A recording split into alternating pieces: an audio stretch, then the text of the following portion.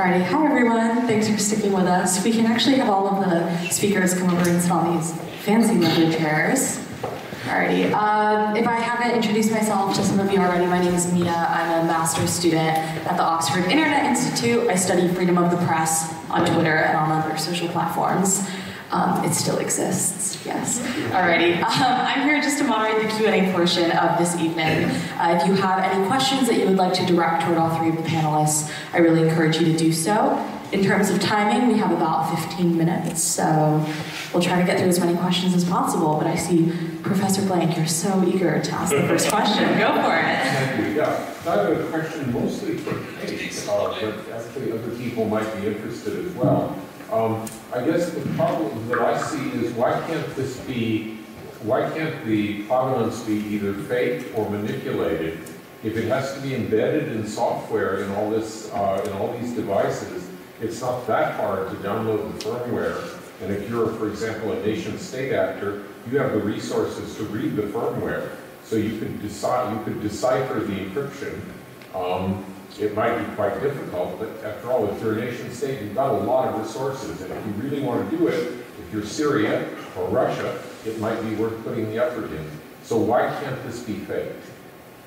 So this is probably one for Andrew or for Mounir to answer, but I guess I would just start with, and please do jump in if you have anything to say. I think in terms of how we've thought about bringing together the coalition, there's the threats and harms working group, and so these are people that are working through this. So in terms of like the specification, it's been written in a, it's been stress tested and all of the things that we would normally do. And like as Mounir said, it's not a silver bullet, but it's the best that we have at this point. So maybe do you want to add anything to that?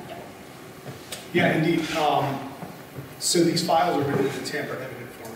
So this, these encryptions and these the information that's written into the format is tamper-evident. So if that chain is in fact broken for manipulation, which perhaps it couldn't, this is not acceptable, but it does actually move the needle towards providing more transparency to content consumers. In terms of the hardware, you're absolutely right. Actually, Truepic ran a pilot with Qualcomm Snapdragon chipset, and we put it down into the trusted execution environment of that chipset. And it can be done. To your point, nothing is bulletproof in technology, as you clearly know. But it is a much higher bar that would require quite a bit of resources to in fact do. And the last thing I would say about that is that's why, certainly from the Truepic perspective, but I think the CTPA, we often say, do not have blind trust in any piece of digital content. This is another data point for you to make a better decision off of, not blind trust. Oh, there's a CTPA marking on it, we believe it, we don't ask questions. So those are some responses, but Andrew could probably be a more technical response.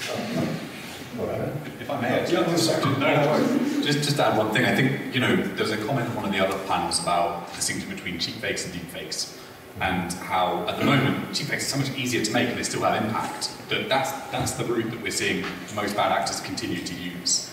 And I guess, as Mounir was talking about very powerfully in the context of Syria, denying things are real, it sounds like it's going to take more effort and it's going to be a lot more work to try and break something like this than, say, this standard is built by Western powers who are, who made them the arbiter of truth and trying to dismiss the technology's role. So I think that's probably a bigger threat, if I may say, in my opinion. I think that's where education and helping people understand transparently what's going on is such an important part of these initiatives. No? Yes, Brady. Thank you for the provenance perspective of how this can be more reliable and trustworthy.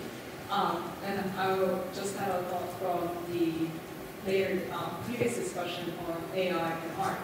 And thinking of Adobe, would it be also be possible for this provenance system to detect if it's made by generative AI?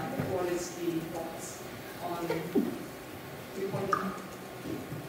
Sure, yeah, so and maybe I'll take a step back of not just generative AI. So if you saw the kind of panel on the side of the ingredients there, it will show that AI is being used to to create the asset. And so my background is policy, as Mounir was mentioning.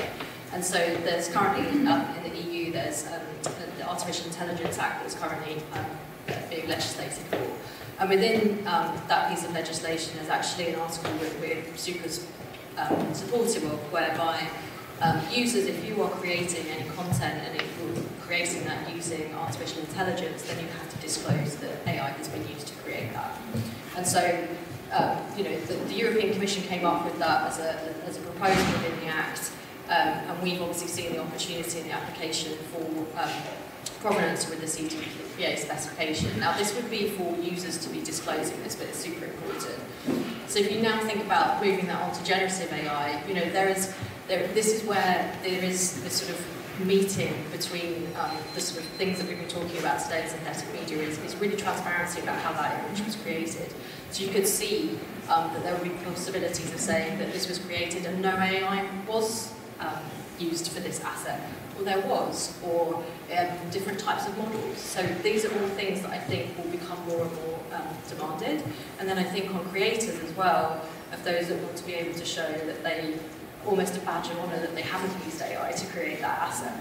And then the inverse for AI artists. So I think all of these things are just going to become much more familiar to us, and because we have been thinking about this for quite a long time, there is a point where everyone was sort of losing their heads around back in the last year as Gen AI sort of became more mainstream. It's like, how do we know when it's going to be an image that's got that? And those of us that have been working in this space for a while, it's like provenance is going to be able to help in this area. So watch the space, I say.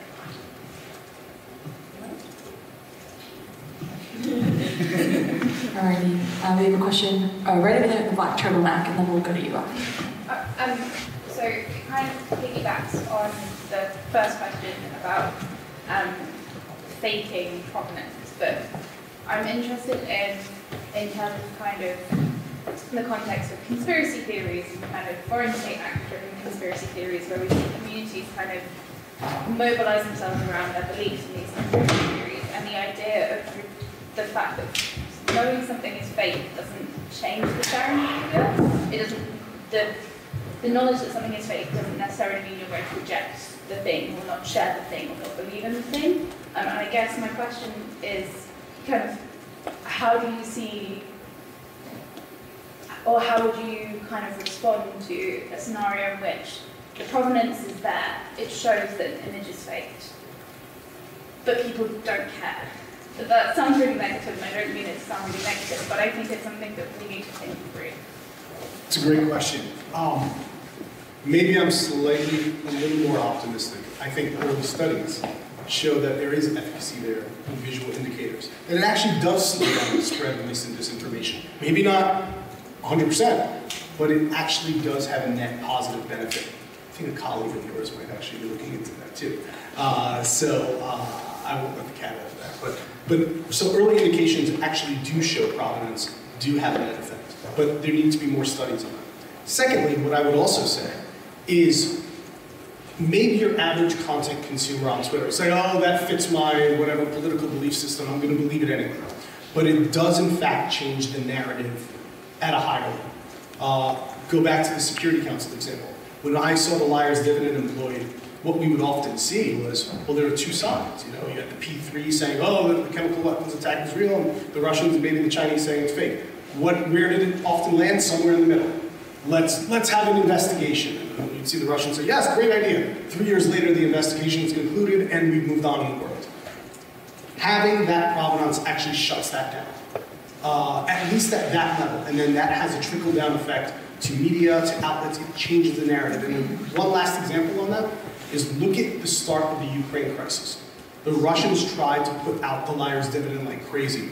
What did the US administration and NATO do? They declassified intelligence at a rapid rate, a neck-breaking rate, to literally undercut the narratives, and it worked. So I do think there's a couple counterfactuals there. I don't know if anyone maybe just in terms of thinking that, sort of off Mounir's point of view, there are two sides.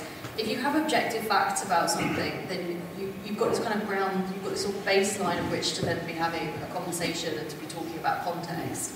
But you can't get to that point to talk about it before that. So you think about how divisive things are. It's like, well, that's real, that's fake, that's real, that's fake. You can't get to that middle ground to have that conversation and to have the context conversation. So, you know, it's one part into bringing, to shine a light, to show some objective facts, and then you can start to have a conversation. But I think that there will always be that confirmation bias, and it's not sort of intended to address that really.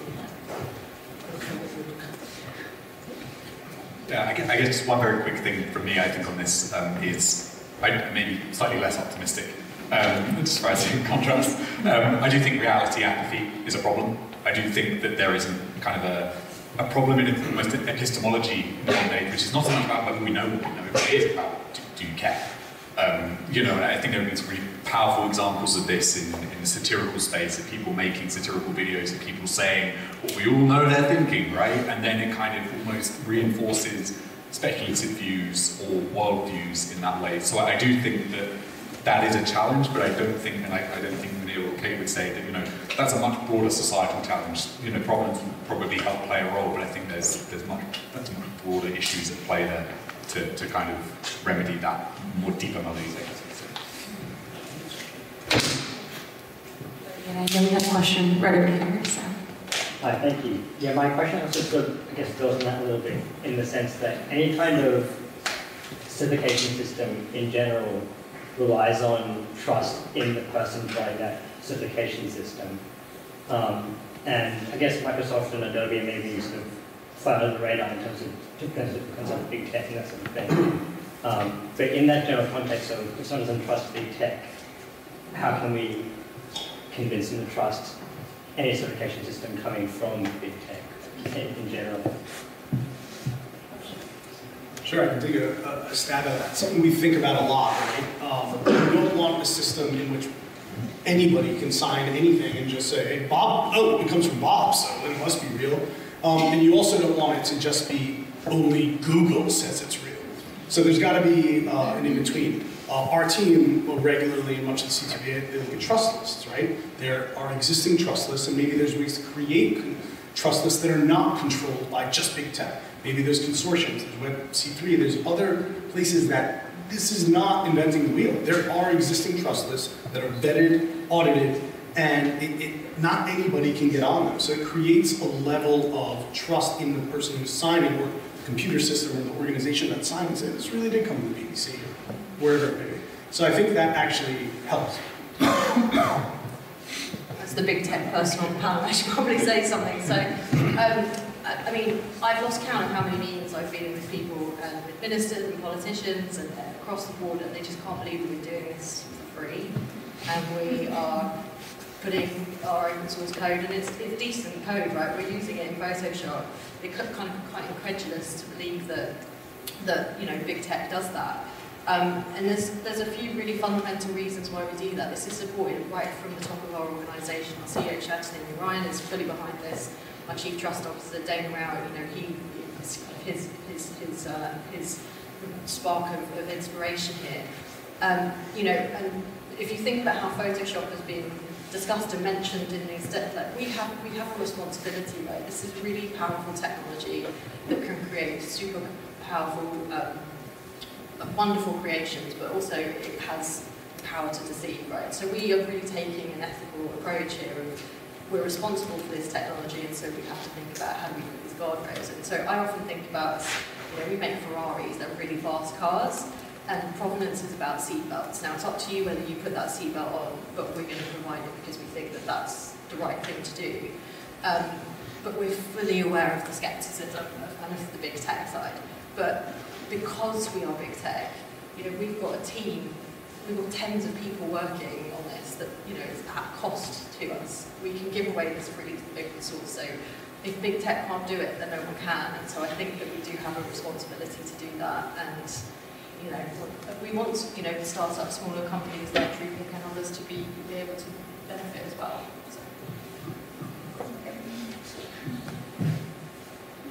It's like on that analogy, I believe when Volvo designed the seatbelt and designed a better version of the seatbelt they released that for all manufacturers. So if you can manage. Great. Alrighty. I see we have a question right over there. Just to continue that even further, obviously seatbelts, you have to wear them. It's the law. I wonder how you saw this evolving. Obviously, it's natural start point. You have information, people are able to assimilate it and use it.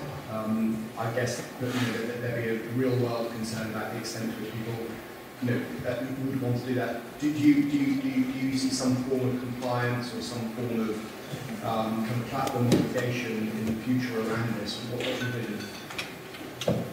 Yeah, so I think just also to clarify, and Mounir mentioned it earlier, this is really opt-in for users, so we don't want this to be something that you as the creator should be having control over what you're sharing, or whether that's detail of your identity. And if you think about the examples that Mounir is talking about in Syria, there'll be times when you shouldn't be sharing that. So this from a sort of user perspective. Something that I've been doing sort of in my policy side of my role for the last few years around the world is thinking about how do we convince governments through regulation and legislation to be able to help encourage adoption of this. Now, the one thing that helps is because we're talking about open technical standards, so in terms of it's something that we're not saying, this is a Adobe thing that you should apply this, or think about legislating for it. In the mis and disinformation space, which is much more kind of the area I know, when governments pull the regulation levers and what they should do, it's around detection. And they haven't quite caught up yet to think about provenance. But that said, I don't think he's still here, there's somebody here from Ofcom. We are engaging with governments all the time to engage with them to think about what are the kinds of mechanisms that you can have in place whereby, if you think about a platform, is it part of their media literacy obligations? Is it part of protecting their customer, the people that use their platform, that they can have the ability? So if you're in news consuming mode, you can flick on and say, I only want to see content that's got provenance in. This should be things that could be helping platforms with their content moderation, potentially. But yes, I think that we haven't caught up quite on that side of things yet. I would just add, and I think we mentioned this in the first panel, I think a lot of organizations and companies should be first movers as a best practice, not forced, not mandated by government to do this, but to actually provide some level of transparency to their consumers and their clients. And I think this would begin actually in the commercial space. This is an added benefit we can give to their users at a very low risk too. So I think that's how it can begin. Alrighty, I'm conscious of the time. I actually think we don't have any more questions, which is perfect because it's 8:15. So I just wanted to go ahead and give one more final applause for all three of our lightning speakers.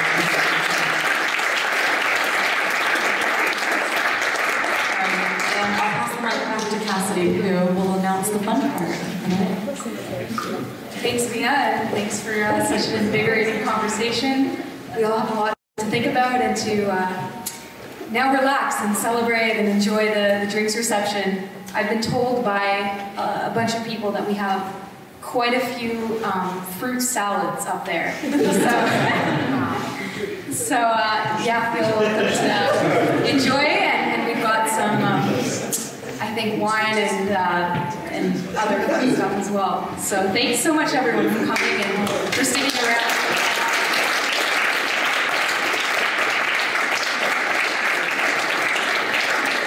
Thanks to our speakers for such fascinating talks and a discussion that I'm sure will leave us with a lot to think about and engage with in the space moving forward. Thank you.